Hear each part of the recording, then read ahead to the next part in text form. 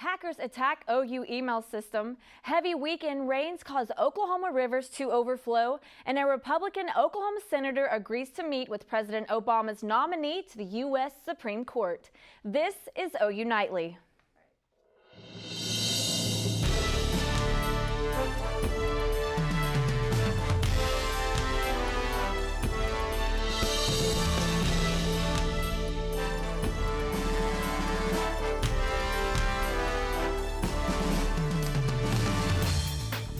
A credential leak has hit the OU email system. According to the university IT security department, only certain email accounts were notified about the credential leak. We spoke with someone affected by the leak and learned this was an isolated event and only certain people were affected. If you receive an email about this leak, make sure to change your account passwords to protect your information. The leak occurred this morning. The source of the leak was from an external website outside of the university. This website has not been identified. A weekend of heavy rainfall has provided much needed water to Oklahoma wheat fields and filled State Farm ponds, but it is sending some rivers over their banks. The slow-soaking storm dropped 2 to 3 inches over much of the state and nearly twice that much in southern Oklahoma. The Ouachita River from Davis to just east of Ardmore is flooding, and it's expected to crest tomorrow morning all the way to Lake Texhoma, overrunning or isolating rural homesteads and putting nearly 8,000 acres of agricultural land underwater. You know, we've had a lot of rain, as you can see. Definitely Mandy Bailey is standing by. Mandy, what are the watches and warnings look like right now for the flood areas? Well, yeah, portions of southern Oklahoma are definitely still under a flood warning. With that cold front that pushed through, we still have some rain that we've seen on and off today. This isn't all the way through the state just yet, but as it pushes on through, we'll see more showers and storms pop up continually as we head through the rest of today. Now, down to our south, we do have a flood warning for our counties in green. That is until Wednesday morning. So we still have a whole nother day where they're going to be under a flood warning. Down closer to Norman, we're still under a flood, aerial flood advisory and warning, so not quite as heavy as you would say as importance on that, but we are still seeing some spots of flash flooding as we head through the day. Unfortunately, we still have a lot of rain on the way. Tonight is probably going to be a little wet still. 60s by 8 o'clock, we'll drop down into the upper 50s by midnight. Wet and cloudy will be your evening, so make sure you have those rain boots and rain jacket handy, especially if you're headed out and about tonight. More rain on the way. I'll have the details of when and how much rain we can expect. Guys, back to you. Thanks, Mandy. Researchers at the National Weather Center have developed a plan to predict flash floods in this area. Floods in the Sooner State last year killed at least 16 people, but scientists at Norman's National Severe Storms Laboratory are exploring ways to protect Oklahomans. One of those projects includes new techniques to predict the threat of flash floods hours before the rain hits. The system would allow people in high-prone flooding areas to get more reliable flood forecast information. This new system will get its first test next month and could go into full-scale operations by June.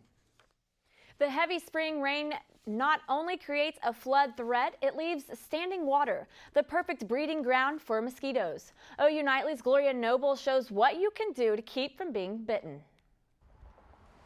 The Cleveland County Health Department and the City of Norman are working to make a plan for residents to prepare for mosquito season. The work we're doing now is reaching out to the health departments, Cleveland and County and Oklahoma City, and trying to get information together for an action plan that we can distribute information to the public. The largest breeding ground for mosquitoes is standing water. The health department suggests that residents remain aware of those types of areas and avoid having standing water around their home.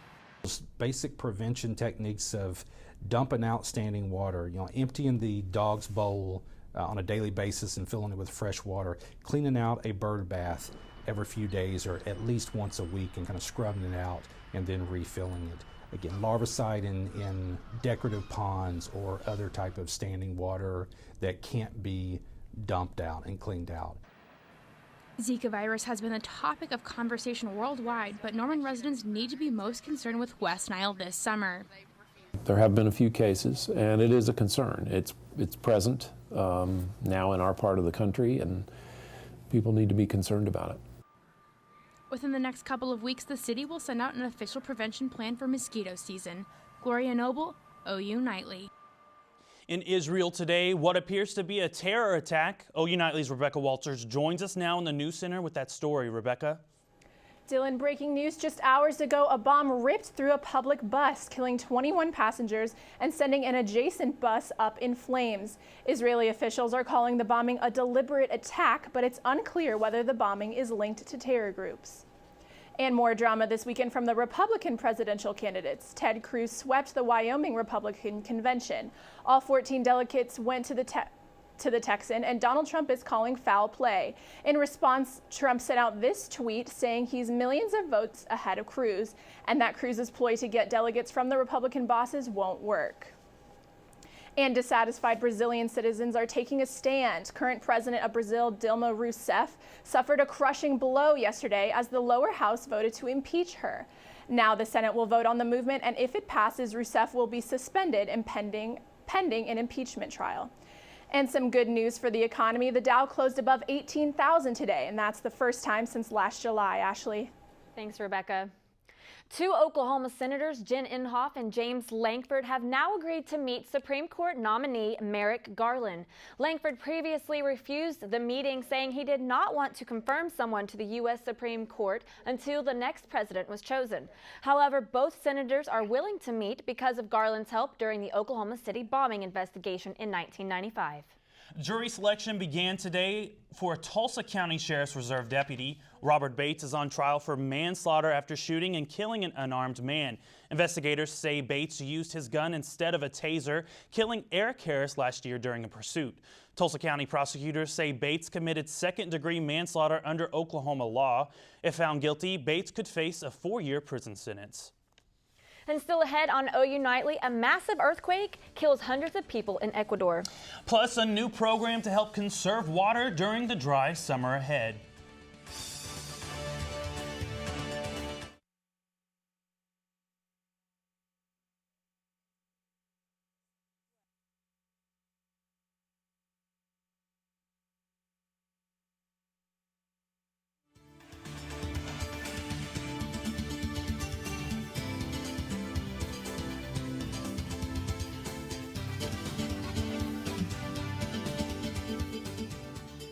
Welcome back. Braden Long joins us now with his Earth Report. Now, Braden, there have been a few large-scale earthquakes hit around the world, but today we're talking about Ecuador, right? Yeah, Dylan, 262. The updated death toll after a 7.8 earthquake shocked Ecuadorians Saturday evening. The quake, centered 16 miles off the Pacific coast, shook just after 6:58 p.m. local time. With more than 2,500 people injured and entire villages destroyed, Ecuadorian President Rafael Correa declared a national emergency shortly after the quake. Correa said the immediate priority, rescue trapped residents beneath tons of rubble. Climate change deniers beware. March 2016 broke the record for the hottest March in recorded history. The average temperature last month, 2 degrees Fahrenheit warmer than modern average, continuing an alarming, increasing trend over the last 4 decades. Scientists say at this rate, 2016 will break the record for hottest year on record set just last year. And instead of May flowers, officials across the metro hope April showers bring awareness and conservation for the dry summer months ahead. As rain goes down the gutter, we don't always think of where it goes. Retaining that water from entering either the city's storm sewer system more quickly, so it helps reduce erosion. It helps prevent that much water from entering our waterways very quickly. The city of Edmond, along with Yukon, Mustang, and more, want residents to conserve that rainwater and save it for the summer months when we need it most. I am very excited about this rain barrel distribution event. There's a lot of benefits to the rain barrels, besides just diverting the water and conserving the water. Residents can use the water to wash your car or for your vegetable garden instead of polluting the city's water system. You think of all the pollutants that you use on your lawn, what homeowners use, there's pesticides, there's fertilizers, pet waste, any number of things. So if you're diverting all that water that's coming off your roof and then flowing across your lawn, you're holding that right off your roof into the barrel. So it's not having that opportunity to flow across your lawn, into the gutter, down the street, into the storm drain, and into the creek. And most important to the cities, it saves money. Water treatment per million gallons per day that we produce has gone up almost. It went from 10.9 to 13.6 in about 5 days. And this is April. So that's increasing production costs. If you want that nice green lawn, you're going to pay for it. Now, if you have, rain barrels at every downspout, one good storm is going to fill those up. Reduce your dependence on city water. I contacted the city of Norman to ask why don't they have a program like this. Turns out they do, but it's more expensive than this program. Rain barrels like those mentioned usually cost well over $100, but anyone who wants a rain barrel across the metro and statewide can obtain one for $61 through the Storm Water Quality Program. For more information, you can call the cities of Norman, Moore, Yukon, Mustang, or Edmond. What a great program, especially with all the rain that we're having right now. No kidding. Flooding rains, we need that right now. Exactly. Thanks, Braden. Thank you so much. Well, still ahead on OU Nightly, OU softball continues to break records. But first, let's take a live look outside onto Lindsay Street. It's a little cloudy today, but we may see sunshine. Mandy Bailey's next with weather.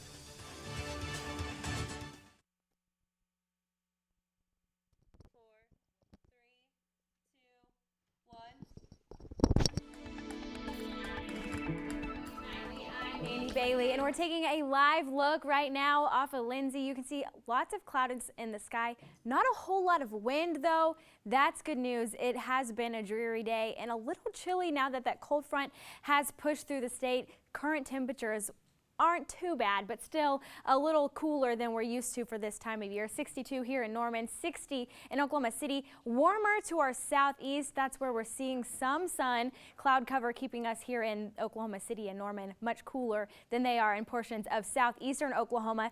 Tonight, though, that sun, well, it's going to be blocked by the clouds, and then once it sets, we won't be seeing it anytime until tomorrow. If we see it tomorrow. 40% chance of rain here tonight in Norman. That increases as we head down to our southeast. 80% chance of rain along to McAllister to Idabel. So we'll see more rain tonight. And for the last 24 hours, we've seen quite a bit of rain now. This is the last 24 hours from yesterday at this time. So we saw rainfall totals even higher than this over the last several days, and over 1.5 inches in Oklahoma City. A little less than that here in Norman, but we did break a record in Oklahoma City yesterday for the amount of rain we saw in a day, almost 3.5 inches. The old record was just about 2.5 inches, and we really have needed it. Unfortunately, that is causing quite a bit of flooding problems down to our south, but we haven't seen any of that yet here in Norman. But more rain is on the way. That low pressure system just off to our west, that is causing us a lot of the rain that we're seeing this weekend and in the next couple of days. It really just stalls out and doesn't move a whole lot here as we continue on through the rest of our week. It does shift into portions of Kansas, but as we head on through the week, thankfully by later on Wednesday, that pushes off to our northeast. Cold front pushes through here on Wednesday. We're not really going to feel that a whole lot. It will be cooler by the winds, but not by temperatures. We're not going to see a major temperature change because of that.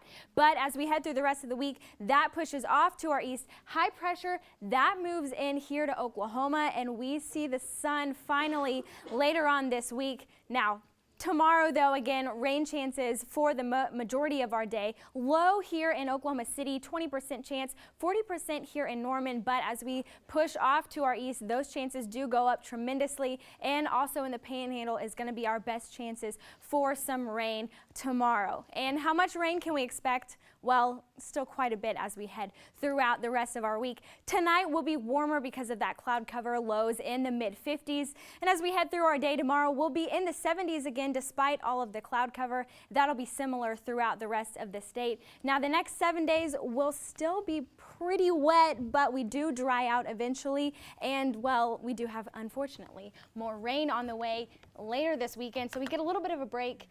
But then it comes right back, but we really do need it. We really do. Thanks, Thanks, Mandy. Thank you so much. Lindy Simpson joins us for sports. And Lindy, OU, what a gymnastics power. Yes, Ashley, OU is building a pair of gymnastics dynasties. Both men and women won national titles over the weekend, and we'll have the reactions after the break. Stay with us.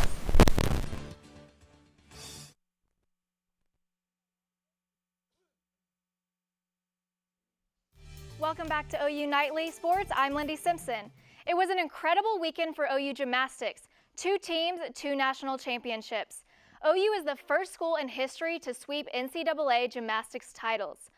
The women's motto all year was "Make it count." Well, this weekend they did exactly that. The top 3 teams were extremely close, all scoring 197. The difference between OU and second place LSU was .22. OU used a little Sooner magic to turn in 49.575 on floor, and sophomore AJ Jackson's 9.9 on vault pushed the Sooners to the top of the leaderboard. They returned to a hero's welcome with fans lining up to see the victorious Sooners. The ladies enjoyed the appreciation, hoisting up their NCAA trophy with pride. I am honestly so proud of my team. Just watching them and the poise and the confidence that they have, I just know that they're going to be even better next year, and I'm blessed to be part of this team, and it was truly an amazing experience. The men killed the competition, winning the national title by a 10-point margin. This marks their 10th NCAA championship. 2 Sooners won individual titles. Freshman Yul Mulder took the all-around, and junior Colin Van Wicklen won the national title on floor with a score of 15.3. About 45 minutes after the women got home, the men's team bus arrived. They were greeted by fans, family, and friends. They were happy to share the joy with those who showed up to support them. Knowing that you have a chance to win a national championship, I mean, that's a dream. It's always awesome, you know. It's always a special feeling when you made it through the year and you put your best night on the floor and win a national championship. The guys were just amazing. So, of course, our friends at Sooner Sports Pad will have the gymnastics extravaganza tonight. Annie Durbin is here with a preview. Am I right, Annie? You sure are, Lindy. We'll have victorious men's and women's gymnasts here in studio tonight. After the Thunder game on Fox Sports Oklahoma, Chase Capps, Charity Jones, and Natalie Brown from the women's team will all join us in the studio. From the men's side, Kanji Oyama and Yul Mulder are coming too, and we'll have a terrific feature story on the Roughnecks. And of course, we'll replay the show right here on OU TV tomorrow after this newscast. But for now, let's get it back to you, Lindy. One of the OU sports that didn't have such a hot weekend was baseball. They fell to number 7 TCU twice on Saturday, 12-2 and then 2-zip. OU was run-ruled in Game 1 as OU pitchers could not keep the Frogs off the board. Softball sweeps Texas this weekend. The highlight was Aaron Miller's Senior Day walk-off bomb on Friday. The sweep brought the Sooners' win streak to 7 over the Longhorns. This is their longest winning streak in the history of the series. Thunder Mavs game was a snoozer. OKC's Russell Westbrook and Kevin Durant led the Thunder to a 38-point win. None of the Western Conference openers were close. Last week, the Tennessee Titans made news trading number 1 draft pick to the LA Rams. Let's just hope that decision was better than movie night. Fans were invited to bring towels and blankets and watch movies on the big screen. The smart ones brought towels. Apparently, no one told the grounds crew that it was movie night. Yeah, they just got soaked at the movie night. They showed up to watch Minions and they were just soaked. I would be glad if I had a towel instead of a blanket. Thanks, Lindy. Thank you so much. A new study shows that millennials are getting personal with their cars. Straight ahead on OU Nightly.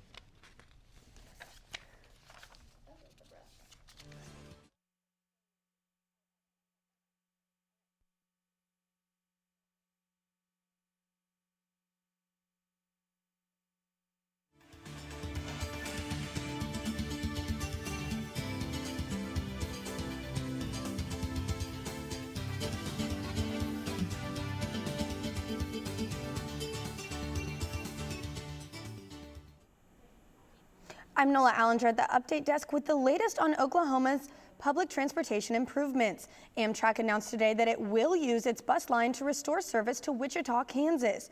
The new routes will serve as a connection between Newton, Oklahoma City, and Wichita. Be sure to like us on Facebook and follow our Twitter, and if you have a suggestion for a news story, just let us know. That's it for now. Back to you in the studio.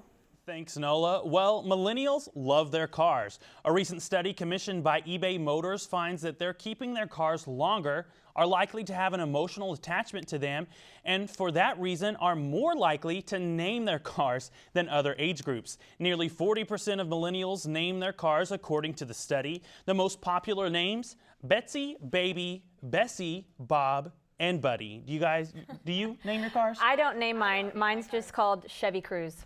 What about you? I named mine Sophie. I had a green Tahoe called the Green Taco, but that's it. Cute. It's original. I don't think I've ever named my Okay, car. so let's take a look at the weather real quick before we head out. Yes, it's been so wet this past weekend, and as we continue on through the rest of our week, unfortunately, it's going to stay wet, but that is good news because we really haven't seen the rain so far this year. Now through Thursday, we can expect almost 1.5 inches here in Norman. Now, the next 7 days, again, I mentioned, it's going to be wet. So tonight, we do have a low chance of some rain. If you're out and about, make sure you grab that umbrella with you. Tuesday, again, and Wednesday, we also have chances of rain. We'll be in the 70s. It should be nice other than being a little wet and a little damp. The sun comes out on Thursday, and as we head into our weekend, we'll see a slight chance of rain later this weekend, but it looks good the rest of the week. Awesome. Okay. Thanks, Mandy. Thank you so much. And thanks for watching OU Nightly, brought to you by the Gaylord College here at the University of Oklahoma. We'll see you back here tomorrow night live at 4:30. Have a great evening. Good night.